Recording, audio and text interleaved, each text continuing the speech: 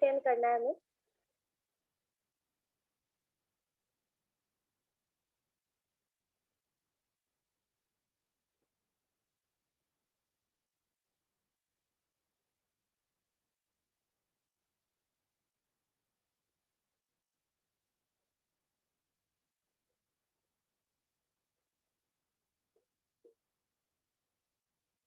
चलो देखो आप लोग, question number 7, company receive the full amount from Tech Media through a cheque of HDFC bank. आपने जो टेक मीडिया को सेल की थी उसकी आपने अमाउंट रिसीव कर ली है, तो टेक मीडिया के लिए रिसिप्ट में एंट्री करोगे। आप यहाँ से चलोगे वाउचर पे, रिसिप्ट सेलेक्ट करोगे F6, F2 से डेट डालोगे 1 जून। 1 जून को आप कर रहे थे, यहाँ से 1 जून लोगे। क्रेडिट किसे करोगे? Debit the receiver, credit the giver. तो कौन आपको दे रहा है? तो टेक मीडिया से आप रिसीव कर रहे हो, टेक मीडिया सेलेक्ट करोगे। तो टेक मीडिया की अमाउंट रिमेनिंग जो उसके बैलेंस शो हो रहा होगा वो यहाँ पे शो हो रहा है कि 20,724 आपको उससे लेने हैं। तो यहाँ से अमाउंट दोगे इसको, ठीक है। अगेंस्ट रेफरेंस लोगे, क्यों? जो भी आपने बिल ले रखा है, मतलब जिस बिल के अगेंस्ट आपने एंट्री करी हुई है उसको कैंसिल कर दोगे कि उसके अगेंस्ट आप रिसीव कर रहे हो। यहाँ से बिल सेलेक्ट करोगे। डेबिट आप कैसे रिसीव कर रहे हो? बैंक में, तो यहाँ से कॉर्पोरेशन बैंक लोगे। यहाँ पे चेक नंबर डालोगे, तो चेक नंबर है आपका 750125। यहाँ से इस एंट्री को सेव कर दोगे। क्लियर है सभी को? Yes ma'am. नेक्स्ट है, company sets credit limit of ₹2500 and credit days for 15 days to Rosal India Limited. On 2nd of June, company sold 2 pieces Junior Horlicks and 4 pieces oats 500 grams. तो question में ये है कि आपने Rosel India को cell करी है, लेकिन सेल करते के संग संग आपने क्या करा है, उस पर्टिकुलर डेटर पे आपने क्रेडिट लिमिट और क्रेडिट डेज लगा दिए हैं। क्रेडिट का मतलब कितना, मतलब कर्जा जो बोला जाता है, तो कर्जा कितने तक हो सकता है वो भी आपने लिमिट बता दी कि 2500 तक का आपको उधारी पे मिलेगा, उसके ऊपर का आपको पे करना पड़ेगा।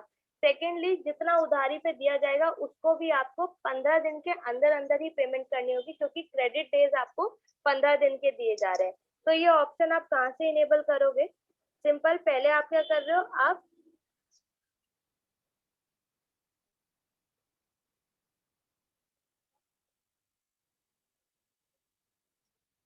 वो आपको इंस्टीट्यूट के लिए बताना है। ऑनलाइन क्लासेस नहीं होंगी वेडनेसडे से, सिर्फ उनकी होगी जो पहले भी लॉकडाउन से पहले ऑनलाइन थी। जैसे प्रदीप तो की ऑनलाइन क्लास ही चलती है, उन्होंने ऑनलाइन के लिए ही प्रेफर कर रखा, तो उनकी चलेगी। बाकी सभी की ऑफलाइन हो जाएगी वेडनेसडे से। Okay ma'am.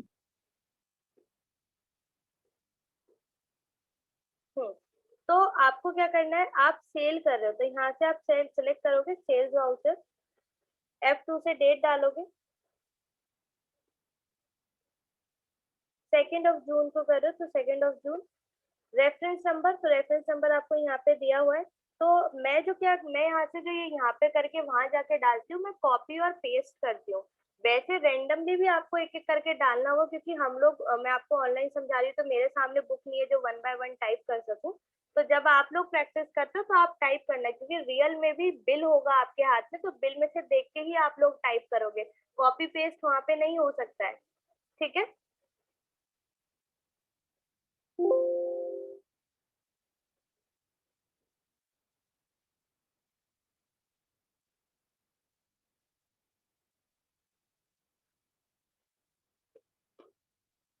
अब पार्टी आप क्रिएट करोगे Roger India Limited, alt C से क्रिएट करोगे रोजर इंडिया। सेल कर रहे हो तो आपके लिए डेटर। अब देखो, आपको यहाँ पे ही ऑप्शन मिलता है। सबसे पहले बिल बाय बिल का जो ऑप्शन है वो आपका इनेबल होना चाहिए, क्योंकि उसी में आपके पास यहाँ पे ऑप्शन आता है डिफॉल्ट क्रेडिट पीरियड, कि आप इसे कितना क्रेडिट पीरियड देना चाहते हो। तो यहाँ पर आप मेंशन करोगे 15 डेज, कि आप 15 डेज का क्रेडिट पीरियड उसको देना चाहते हो, ठीक है। देन यहीं पे आपके पास नीचे ऑप्शन आ रहा है स्पेसिफाई क्रेडिट लिमिट। तो ये ऑप्शन क्योंकि मैंने पहले से इनेबल किया हुआ है इसलिए वहां पर शो हो रहा है। कहाँ से इनेबल करोगे आप इसको?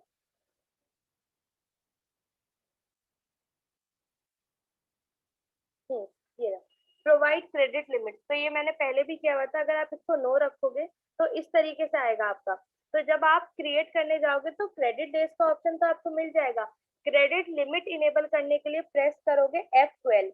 F12 प्रेस करने के बाद आपको यहाँ पर आना है प्रोवाइड क्रेडिट लिमिट, इसको यस करना है और इसको कंट्रोल ए से सेव कर दो। तो नीचे आपके पास स्पेसिफाई लिमिट आने लगेगा, यहाँ पर आपको लिमिट बतानी है कितनी, 2500 की। 2500 आप इसको लिमिट पे दे सकते हो कि इतने का कर्जा आप उसको अलाउ करोगे। ठीक है, यहाँ से इसको सेव कर दोगे, कंट्रोल ए से सेव कर दो। तो अब देखो क्या होगा, यहाँ पे आप देखो अभी उसको कुछ भी बैलेंस नहीं बना।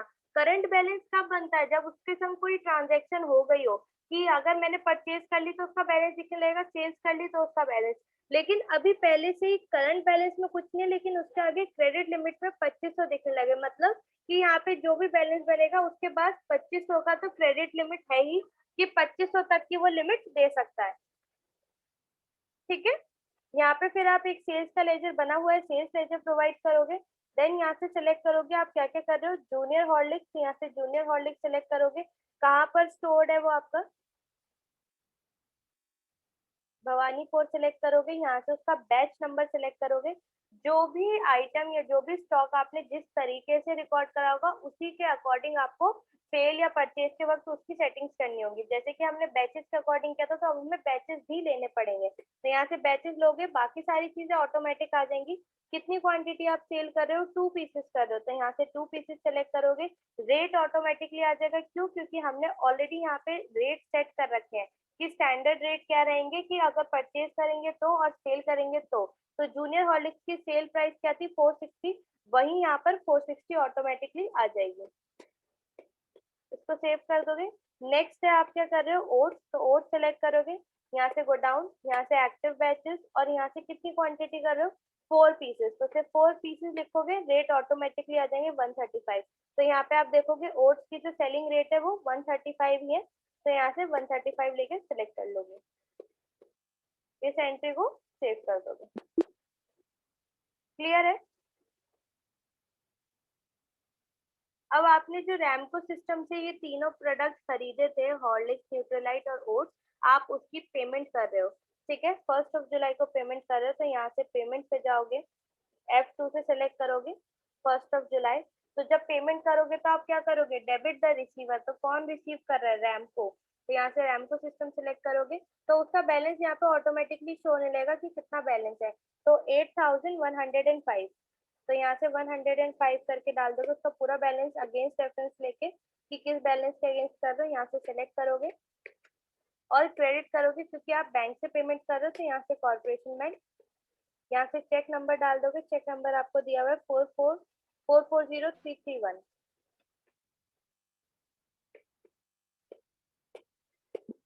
इसको सेव कर दोगे। क्लियर है सभी को। Yes, ma'am. Then last, on the same day, company received the full amount from Rosal India Limited. 1 जुलाई को ही आपने रोजेल से भी रिसीव किया है, तो यहाँ से रिसिप्ट लोगे, F2 से डेट लोगे 1 जुलाई।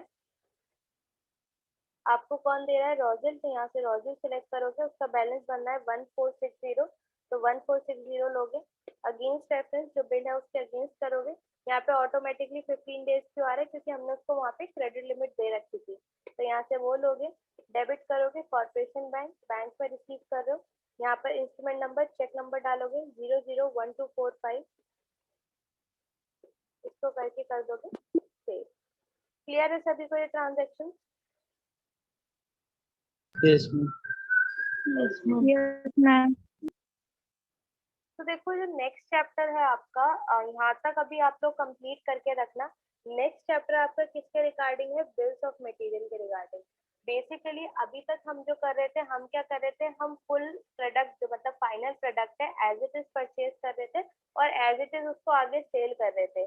मतलब हम लोग मैन्युफैक्चरिंग नहीं कर रहे थे, बना नहीं रहे थे प्रोडक्ट को। जैसे कि मैंने आपको एग्जांपल्स दिए हैं कि मान लीजिए मैंने रॉ मटेरियल खरीदा और मैंने कुकीज बनाई और मैं कुकीज को सेल कर रही हूँ, तो कुकीज तो मैंने खरीदी नहीं थी, मैंने रॉ मटेरियल खरीदा कि मुझे मैदे की जरूरत है, शुगर की जरूरत है, ये सारी चीजें खरीदी, खुद बनाया और फिर उस चीज को मैंने आगे बेचा। तो इस प्रोसेस को मैन्युफैक्चरिंग प्रोसेस बोलते हैं, जब हम खुद बना रहे हैं अपनी चीज और फाइनल प्रोडक्ट को सेल कर रहे हैं। लेकिन अभी तक हम क्या कर रहे थे, बना बनाया प्रोडक्ट खरीद रहे थे और उसी को आगे सेल कर रहे थे। तो इस चैप्टर के अंदर हम जो सीखेंगे कि अगर हम मैन्युफैक्चरिंग कर रहे हैं, कि हम जो सामान खरीद रहे हैं वो हमें बनाना है और उसके बाद उसका जो बनेगा वो हमें आगे सेल करना है। तो इस कंडीशन में आपके पास पहली चीज स्टॉक की कैटेगरी बनेगी। स्टॉक कैटेगरी क्यों बनेगी, क्योंकि दो तरीके के स्टॉक हैं आपके पास। एक आपका रॉ मटेरियल जो कि आपका बनाने के लिए जरूरत पड़ेगी, जैसे बीट, शुगर वगैरह ये जो भी चीजें होंगी सपोज ये। और जो फाइनल प्रोडक्ट, सपोज मान लीजिए मेरी कुकीज है, तो कुकीज मेरा फाइनल प्रोडक्ट होगा, तो मैं उसको जो ग्रुपिंग दूंगी, जो उसको कैटेगरी दूंगी वो फाइनल दूंगी। और जो रॉ मटेरियल्स है उनको कैटेगरी क्या दूंगी, रॉ मटेरियल। क्लियर है? देन नेक्स्ट है बिल ऑफ मटेरियल। तो बिल ऑफ मटेरियल होता क्या है? इन सिंपल वर्ड, जब आप कोई चीज बनाते हो तो एक रेसिपी लेते हो कि कितनी रिक्वायरमेंट्स रहेगी कौन सी चीजों की। तो बिल्स ऑफ मटेरियल भी एज इट इज है कि अगर मान लीजिए जैसे कि आप कोई भी रेसिपी लेते हो, सपोज आपको पिज्जा बनाना है, तो पिज्जा बनाने के लिए क्या क्या चीजें चाहिए आप प्रॉपर लिखोगे कि अगर मुझे एक पिज्जा बनाना है तो मुझे कितनी रिक्वायरमेंट है, दो पिज्जा बनाना है तो मुझे कितनी रिक्वायरमेंट है। तो मान लीजिए मैंने एक पिज्जा की जो रेसिपी थी वो आपको बता दी, लेकिन आप क्या बना रहे हो, आप 4 पिज्जा बना रहे हो, तो हर एक क्वांटिटी को आप क्या करोगे, 4 टाइम्स कर दोगे। यही चीज बिल्स ऑफ मटेरियल करती है। बिल्स ऑफ मटेरियल का मतलब क्या है कि हम अपने टैली के अंदर एक रेसिपी या एक स्केच रेडी करके रख देते हैं कि जो ये रॉ मटेरियल है ये कितने कितने यूज होंगे कितनी चीज को बनाने के लिए, ताकि अगर उसका डबल बनाना हो, ट्रिपल बनाना हो, 4 टाइम्स बनाना हो, तो टैली डायरेक्टली उतना का मल्टीप्लाई करके आपको दिखा देगा कि इतना इतना सामान आप लेके आओ या इतने इतने सामान की जरूरत पड़ेगी जो कि इतने पैसे का है। क्लियर है? Yes, ma'am. Yes, ma'am. और manufacturing voucher creation, manufacturing entry. तो आपने अभी तक देखा, हम लोगों ने जो वाउचर्स देखे, हमने स्टॉक का देखा, पेमेंट जर्नल वगैरह ये सब देखा, लेकिन मैन्युफैक्चरिंग का कोई भी ऐसा नहीं है, क्योंकि हम अभी तक जो भी कर रहे हैं वो अकाउंटिंग का कर रहे हैं, जिसमें पैसों का लेन देन हो रहा है या हमारी कोई बिजनेस की ट्रांजेक्शन हो रही है। लेकिन मैन्युफैक्चरिंग हमारी बिजनेस की ट्रांजेक्शन नहीं है, ये हमारी ऑपरेटिंग एक्टिविटी है, ये हमारी बिजनेस की एक्टिविटी है, ट्रांजेक्शन नहीं है। ट्रांजैक्शन वो होती है जिससे बिजनेस के ऊपर इफेक्ट पड़ेगा, एक्टिविटी वो जिसकी वजह से बिजनेस चलेगा। ठीक है? तो जब तक हम अपना सामान ही नहीं बनाएंगे तो बिजनेस चलेगा ही नहीं, और बिजनेस नहीं चलेगा तो ट्रांजैक्शन होगी ही नहीं। ठीक है? तो मैन्युफैक्चरिंग का जो वाउचर बनेगा वो ऐसा वाउचर होगा जिसमें कि आपकी जो भी उसमें एंट्री होगी वो आपकी कॉस्ट को इफेक्ट नहीं करेगी। ठीक है? जिसमें कोई भी सेल परचेज नहीं होगा, सीधा सीधा सिर्फ स्केच मेंशन्ड होगा, एक रॉ डायग्राम या रॉ स्केच मेंशन होगा कि कौन सी चीजों की रिक्वायरमेंट हमें कितनी रहेगी।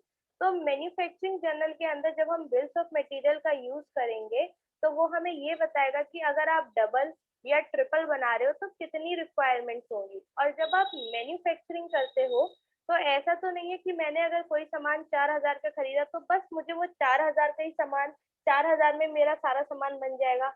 बनाने के लिए भी मुझे पैसे देने पड़ेंगे।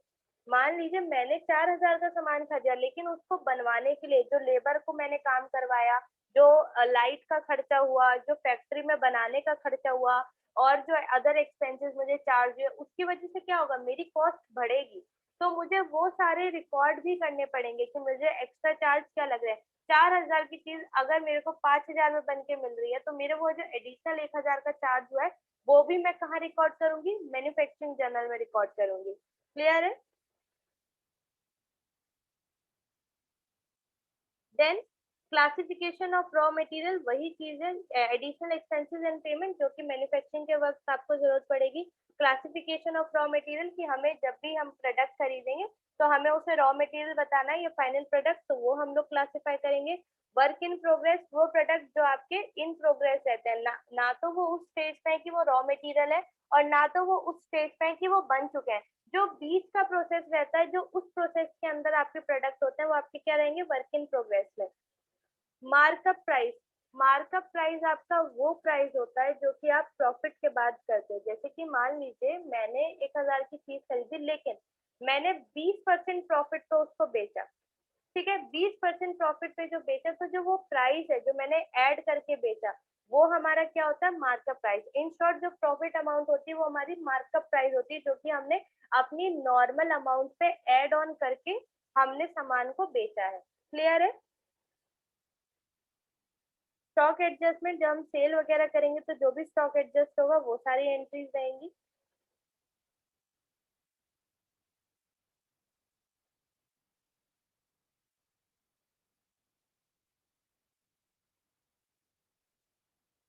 इसके अंदर आपकी एक और चीज की क्या रिक्वायरमेंट रहेगी कि आप लोग नोटिस करोगे, देखो सपोज मैंने जो प्रोडक्ट परचेज करा, मैंने केजी में परचेज करा, राइट।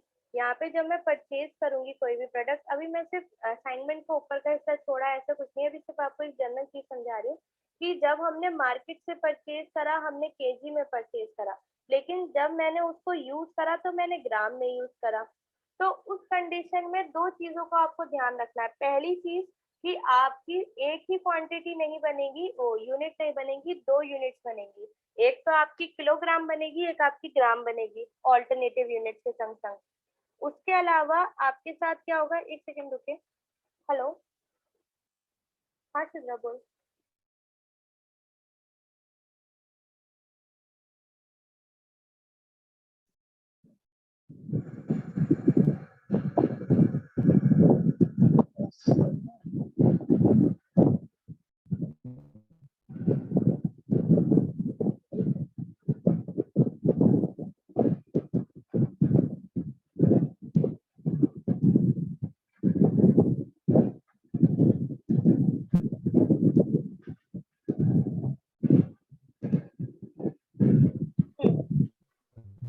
म्यूट करता हूँ किसी। ठीक है, तो पहली चीज तो हमें दो यूनिट्स का यूज है। दूसरी चीज, जब मैंने यूज करा तो मैंने खरीदा तो केजी में, लेकिन यूज करा ग्राम में। तो आप खुद बताना, जब हम यूनिट्स क्रिएट करते हैं तो एक वहाँ पे स्मॉल सी लाइन आती है सबसे एंड में, नंबर ऑफ डेसिमल प्लेसेस। जब मैंने आपको यूनिट समझाई थी तब मैंने आपको बताया था कि जब हमें यूनिट्स को पॉइंट में यूज करना पड़ेगा तब हम डेसिमल प्लेसेस यूज करेंगे। जैसे कि अगर मुझे 1.5 लिखना है और मैंने वहां पे डेसिमल प्लेसेस दी ही नहीं है, तो जैसे ही 1.5 डालूंगी वो सीधा 2 कर देगा, उसको राउंड ऑफ कर देगा, क्योंकि उसके लिए कोई डेसिमल प्लेसेस अवेलेबल नहीं है। इसी तरीके से जब आपको ग्राम को किलोग्राम में कन्वर्ट करना होगा तो क्या हो जाएगा, अगर मुझे इसे केजी में कन्वर्ट करना है तो क्या होगा, डिवाइडेड बाय 1000। क्यों? क्योंकि एक केजी में आपकी 1000 ग्राम होते हैं, और अगर आपको ग्राम से जो वैल्यू है वो आपको केजी में कन्वर्ट करनी है तो क्या करोगे, डिवाइड कर दोगे 1000 से। ये तो सभी को आता है।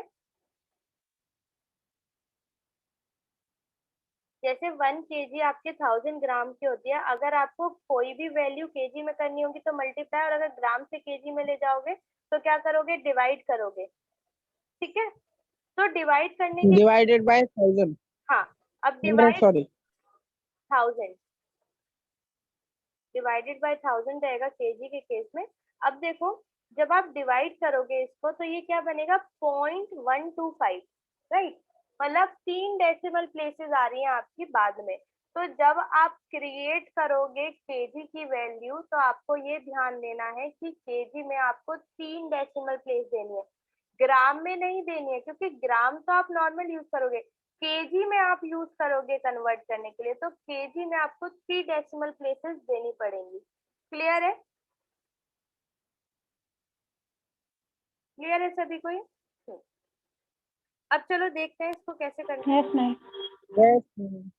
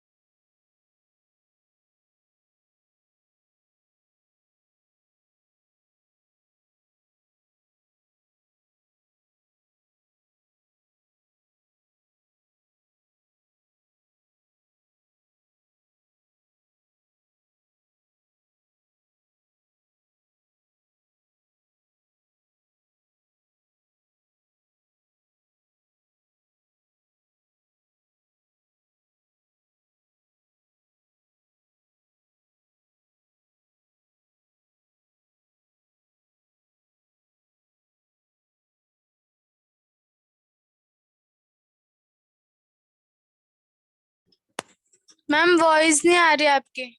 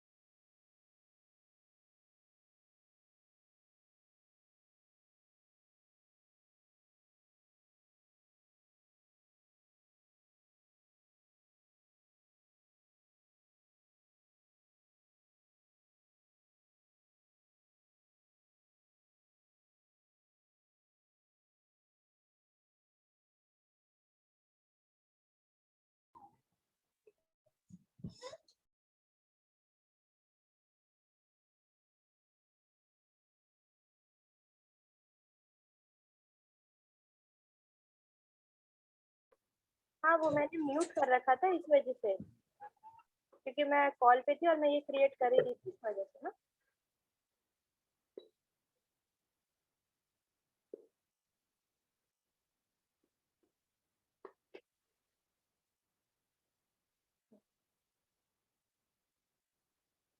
आई थिंक इसमें तो अब किसी को कोई भी डाउट नहीं होगा लेजर्स वगैरह कैसे ही क्रिएट होते हैं।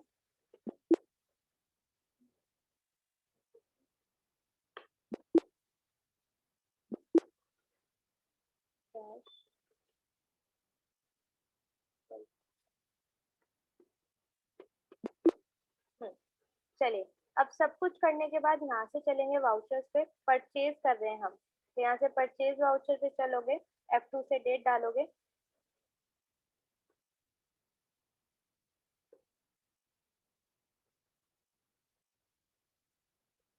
Company started manufacturing chocolate cakes, and for this purpose, company purchases the following goods from Messrs Gangaram Brothers on 1st of April 19। तो 1st of April में आप परचेज कर रहे हो, 1st April लोगे यहाँ से।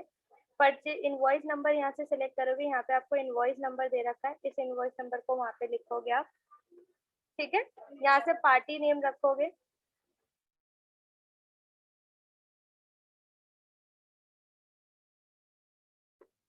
यहाँ से पार्टी क्रिएट करोगे ऑल्ट सी से, गंगाराम ब्रदर्स। परचेज कर रहे हो तो आपके लिए क्रेडिटर, कंट्रोल ए से सेव कर लोगे। यहाँ पे ऑल्ट सी से क्रिएट कर लो एक परचेज का laser,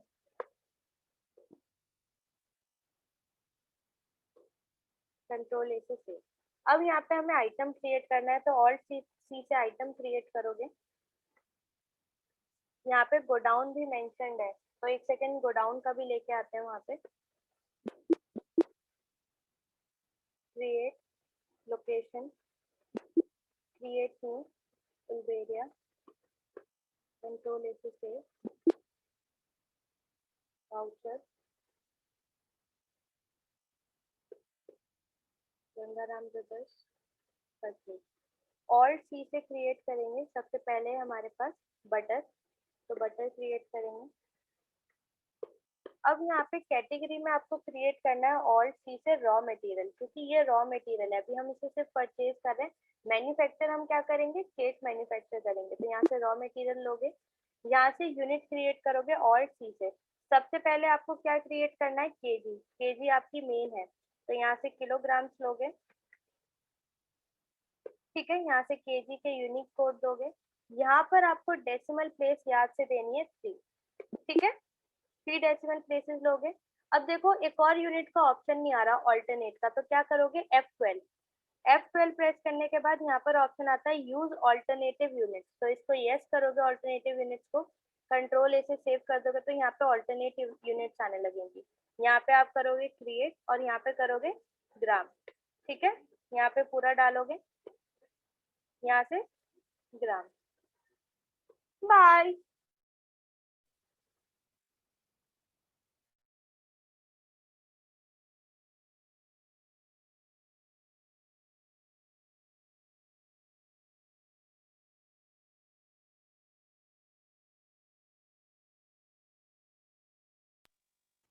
hello.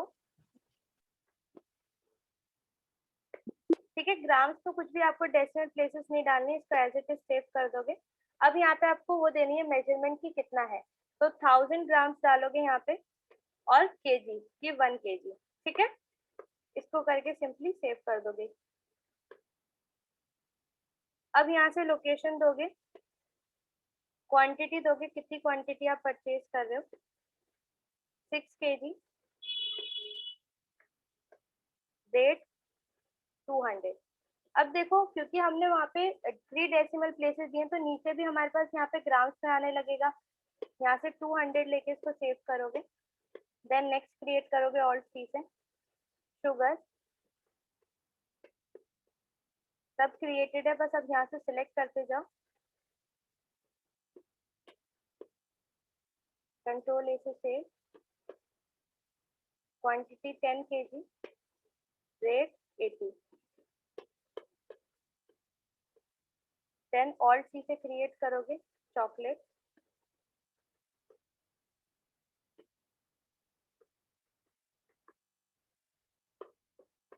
Raw material kg, ग्राम,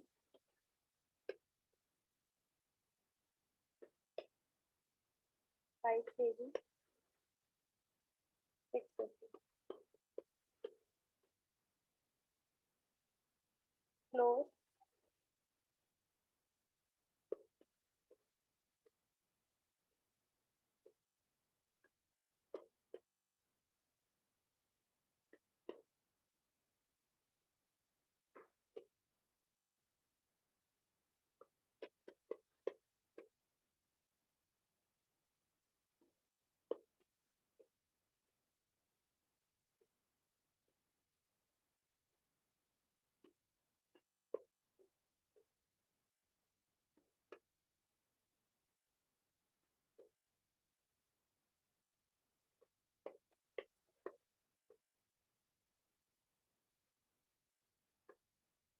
अब एग्स के केस में आपको न्यू क्रिएट करनी पड़ेगी पीसेस, क्योंकि ये पीसेस में है, तो यहाँ से न्यू क्रिएट कर लेना।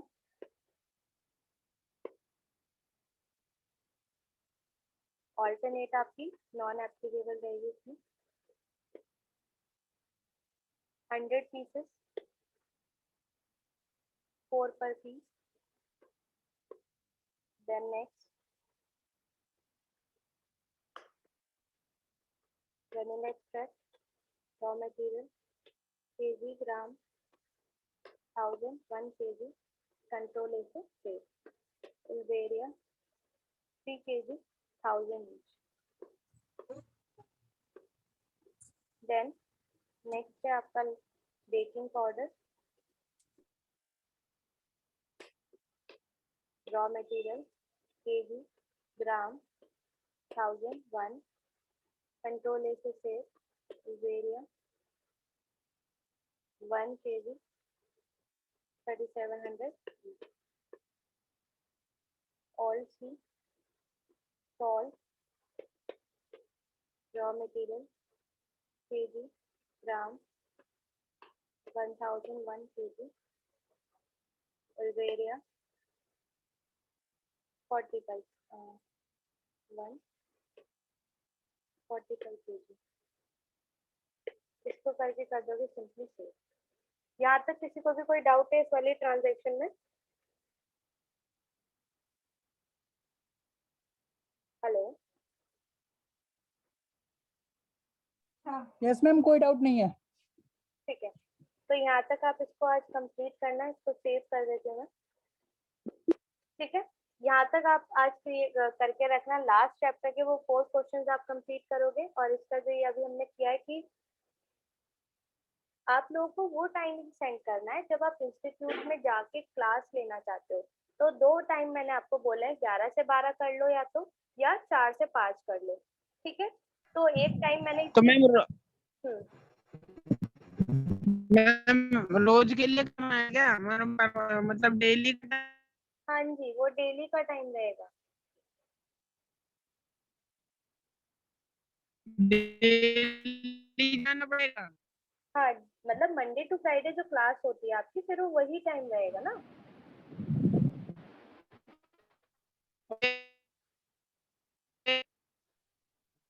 देखो आप लोगों का जो भी बात, कब से जाए? अंकित आपकी ना वॉइस क्लियर नहीं आ रही, पहले तो आप चैट पे बताओ जो भी बताना है, तो वॉइस नहीं आ रही आपकी। और रिमेनिंग अगर स्कूल खुलेगा या कैसे होगा तो 4 से 5 वालों में तो प्रॉब्लम नहीं आएगी। अगर आएगी तो इनकेस 11 से 12 में आएगी, तो जब आएगी जब हम उसको सेट कर लेंगे, उसके अकॉर्डिंगली न्यू बैच वगैरह जो भी होगा वो अरेंज हो जाएगा। उसके लिए आप वो मत करो कि कैसे है। अभी के लिए आपका जो टाइम है, मैंने ये 2 टाइम बोले हैं, तो उसके अकॉर्डिंगली देख लो। और अगर ऐसा होगा, जैसे मेरे पास तो रिकॉर्ड आ ही जाएंगे कि 4 से 5 में ज्यादा बन गए हैं बच्चे, तो मैं 5 से 6 या 3 से 4 एक बैच और बना दूंगी और आप लोग को बता दूंगी। ठीक है।